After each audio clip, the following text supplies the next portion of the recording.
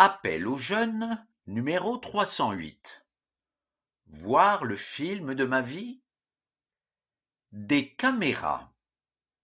Afin de garantir notre sécurité, des caméras de surveillance enregistrent nos faits et gestes, par exemple, dans divers lieux publics. Nous n'avons peut-être rien à cacher. Mais imaginons qu'on nous montre le film de notre vie. Est-ce que nous serions fiers de tout ce que l'on pourrait y voir? Ou plutôt, est-ce que nous n'aurions vraiment rien à cacher, même ce que nous avons fait seuls chez nous? Il existe des caméras encore beaucoup plus perfectionnées. Écoutons ce que dit la Bible, le livre que Dieu nous a donné pour nous parler. Les yeux de l'Éternel sont en tout lieu, regardant les méchants et les bons. Livre des Proverbes, chapitre 15, verset 3. Car les yeux de Dieu sont sur les voies de l'homme, et il voit tous ses pas. Livre de Job, chapitre 34, verset 21. Un poète de la Bible a même écrit en parlant à Dieu: « Tu connais quand je m'assieds et quand je me lève.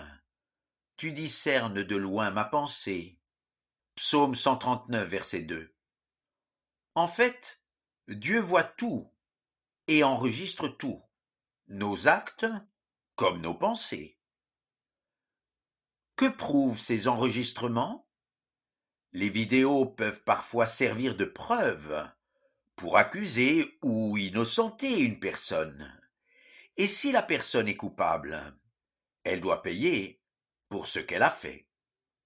Dieu est un Dieu saint. Il ne supporte pas le péché, c'est-à-dire tout ce que l'on peut dire, penser ou faire de mal. Et c'est un juge droit. Il doit donc punir la faute. Le salaire du péché, c'est la mort. Épître aux Romains chapitre 6 verset 23. Mais il est aussi un Dieu d'amour. Dieu est amour.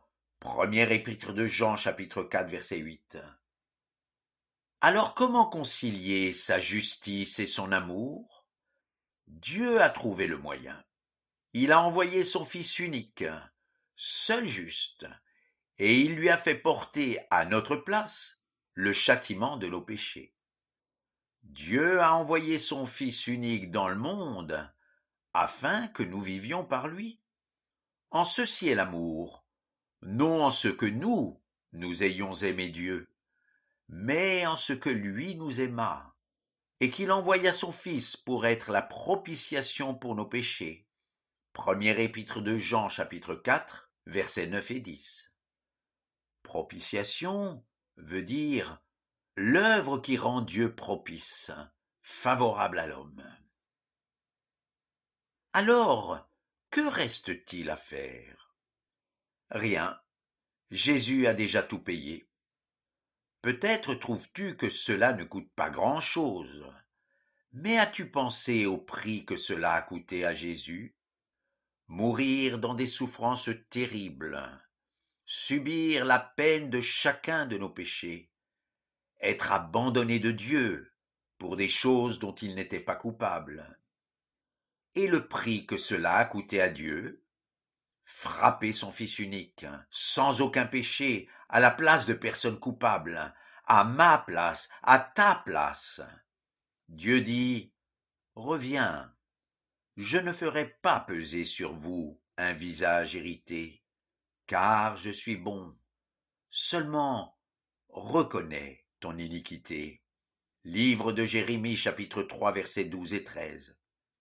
Ton iniquité veut dire le mal que tu penses ou que tu fais, c'est-à-dire tes péchés. Si nous confessons nos péchés, Dieu est fidèle et juste pour nous pardonner nos péchés et nous purifier de toute iniquité. Première épître de Jean chapitre 1er verset 9. Confesser, c'est reconnaître devant Dieu et vouloir arrêter.